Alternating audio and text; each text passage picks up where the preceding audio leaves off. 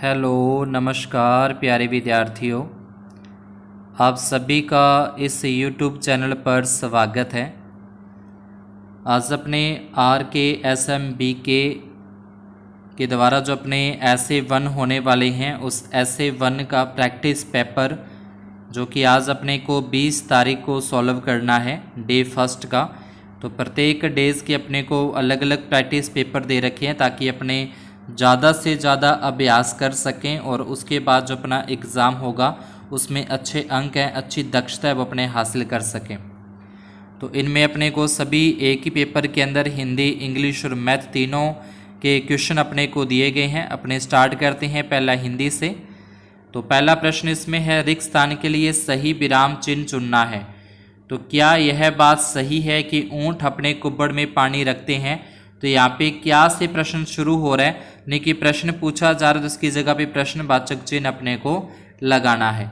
ये पूर्ण विराम है जब कोई बात पूरी हो जाती है, अल्प विराम आता है, ठीक है, जब कोई बात यानी कि 2 भागों में तोड़ के लिखा जाता है वाक्य को, और विस्मय आदि बोधक चिन्ह होता है जो अपने को आश्चर्य किसी बात से होता है तो वहाँ पे इसका प्रयोग करते हैं।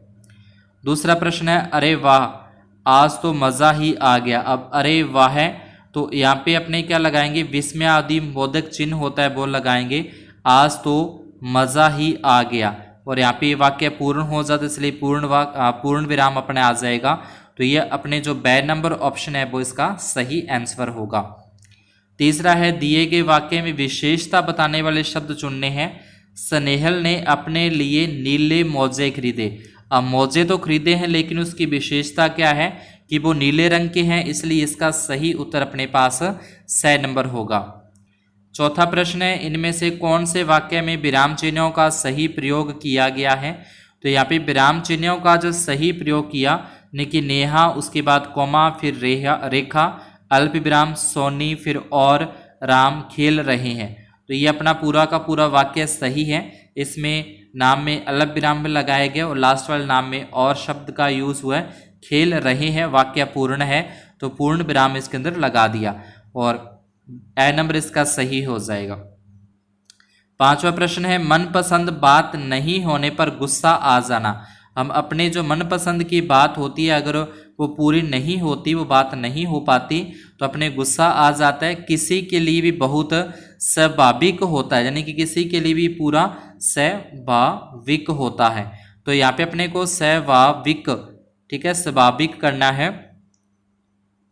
तो इसमें अपना दै नंबर है वो सही हो जाएगा, स्वभाव और विक, स्वाभाविक इसको अपने बोलते हैं, ठीक है, नेचुरली जिसको बोला जाता है।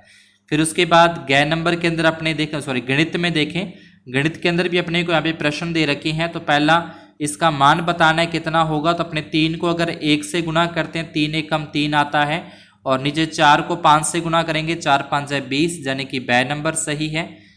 उसके बाद दूसरे प्रश्न के अंदर इस मानचित्र में बेंगलुरु और मैसूर के बीच का रास्ता दिखाई दिया है, ठीक है, यहाँ से मैसूर इस तरीके से और ऐसे ऐसे ये पूरा अपने को दे रखा है बेंगलुरु तक का रास्ता, ठीक है, या फिर बेंगलुरु से ये मैसूर तक का रास्ता है।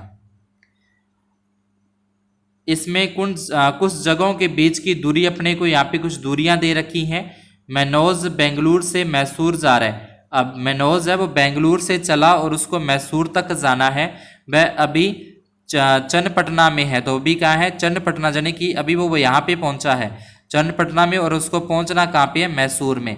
तो बताना है उसमें कितनी दूरी है। तो उसके बाद चन्नपटना से मांड्या आएगा जो कि 34 किलोमीटर है, और फिर मांड्या से मैसूर जाएगा जो कि 48 किलोमीटर है। तो इन दोनों को जोड़ें, 34 और 48 को अगर अपने जोड़ें तो अपना उत्तर यहाँ पे बनता है 82 किलोमीटर का बनता है, यानी कि दोनों के बीच जो दूरी है ये मांड्या तक का हो जाएगा 34 किलोमीटर और आगे का अपने पास हो जाएगा 48, दोनों मिला के हो जाएंगे 82 किलोमीटर। तीसरा प्रश्न है, एक चतुर्भुज के 3 कोण 30 डिग्री का, 40 डिग्री का, 60 डिग्री का, तो चौथे कोण का माप बताना है। चतुर्भुज के चारों कोणों का जो माप होता है वो 360 डिग्री का होता है। अब 360 में से 3 अपने को दे रखे हैं, 60 और 40 100, 100 और 30 130 डिग्री अपने को यहाँ पे दे रखा है, जो कि इसमें से माइनस कर देंगे। 360 में से 130 अगर अपने माइनस करते हैं तो अपने पास 230 डिग्री कोण बचेगा। उसके बाद चौथे प्रश्न के अंदर निम्न में से रिक्त स्थान में क्या आएगा, तो ये 4 का 4 लिखा गुना 1/3, भागल निशान को अपने गुना का निशान करेंगे तो ये संख्या बाद वाली उल्टी हो जाती है, यानी कि 1/3 का 3/1 लिखा जाएगा।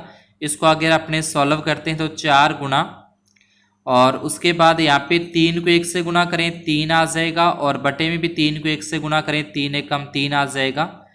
और आगे अपने 3 में 3 का भाग चला जाएगा, 1 होता है, 4 को 1 से गुना करेंगे तो 4 एकम 4 आएगा, जो कि अपने को नहीं दे रखा, तो इस दाएं नंबर की जगह पे अपने पास 4 लिख लेंगे। तो इसका जो उत्तर है वो अपने पास क्या आ जाएगा, 4 आ जाएगा। उसके बाद नेक्स्ट अपने पास 5वें के अंदर नीचे सुश्री टंडन के रसोई घर का फर्श अपने को दिखाया गया है। तो यहाँ पे एक लाइन के अंदर 8 है, ठीक है, एक लाइन में 8 है, फिर ये दूसरी लाइन तीसरी, चौथी, 5वीं, 6ठी, 7वीं और 8 है, यानी कि 8 लाइनें हैं और प्रत्येक लाइन में 8 ही टाइलें हैं। 8 लाइनें और प्रत्येक लाइन में 8 टाइलें, तो टोटल 64 टाइलें हैं, वो टोटल हो जाती हैं, कुल टाइलें हो जाएंगी 64। अब इनमें जिन पे डिजाइन बना हुआ है, तो डिजाइन बनी हुई जो चट्टानें हैं वो 8 तो इस तरफ होगी, 8 इस तरफ होगी, 16, और उसके बाद ये अपने पास 6 और 6 इधर से हो जाएंगी, 16 और 12 हो जाएंगे, 16 और 12 28, 28 और 4 ये बीच में दे रखी है 32, यानी 32 टाइलों पर डिजाइन है और कुल टाइलें हैं 64, और इसको 32 एकम 32 और 32 दूना 64, यानी कि 1/2 इसका राइट आंसर अब अपने पास आ जाता है। इसके बाद इंग्लिश वाले में आता है, तो इसके अंदर अपने को राइमिंग वर्ड देना है। राइमिंग वर्ड मतलब जो सेम अपने को उसकी जो साइन राइम है, साउंड है, उसका सेम आता हो। अंडरलाइन वर्ड, तो यहाँ पे अपने को अंडरलाइन करके नहीं दे रखा, अपने एक बार कैट को अंडरलाइन कर लेते हैं, तो कैट का क्या हो जाएगा, मैट हो जाएगा। तो इसके अंदर अपने पास क्या आएगा, राइमिंग वर्ड मैट आ जाता है। उसके बाद select the word with the correct spelling. अब इसमें से करेक्ट स्पेलिंग जो होती है वो अपने को देनी है, ठीक है, करेक्ट यानी कि spelling. The greedy person grabbed another wig of chocolate, तो यहाँ पे बिग पीस आ जाएगा। पीस की स्पेलिंग अपने को यहाँ पे लिखनी है कि पीस की स्पेलिंग कौन सी होती है, तो 4 अपने को अलग अलग यहाँ पे दे रखी हैं, तो इसमें से पीस मतलब टुकड़ा जो होता है, तो अपने पास ये आ जाएगा। थर्ड के अंदर I can not be quick said that tourister, ठीक है, यानी कि खरगोश जो कछुआ था उसने बोला। चूज अपोजिट ऑफ अंडरलाइन, तो यहाँ पे क्विक के नीचे अंडरलाइन है और इसका अपोजिट हो जाएगा यहाँ पे स्लो हो जाएगा, कछुआ और खरगोश वाले के अंदर जो है। उसके बाद फोर्थ के अंदर है choose the correct word to complete the sentence. अब इस सेंटेंस को कंप्लीट करना है। शालिनी लाइक्स टू प्ले, ठीक है, और यहाँ पे आ जाएगा द रेन, यानी कि रेन के अंदर उसको खेलना पसंद है, तो यहाँ पे आ जाएगा इन द रेन आ जाएगा। नेक्स्ट फिफ्थ के अंदर choose the correct word to complete the sentence. Sentence को कंप्लीट करने के लिए अपने क्या करना है, इसको चूज करना है। Yesterday morning my parents for work before I walk up, देखिए मेरे उठने से पहले वो अपना वर्क है वो कंप्लीट कर लेते हैं, तो अपने काम से मुक्त हो जाते हैं, तो यहाँ पे लेफ्ट आ जाएगा, ठीक है।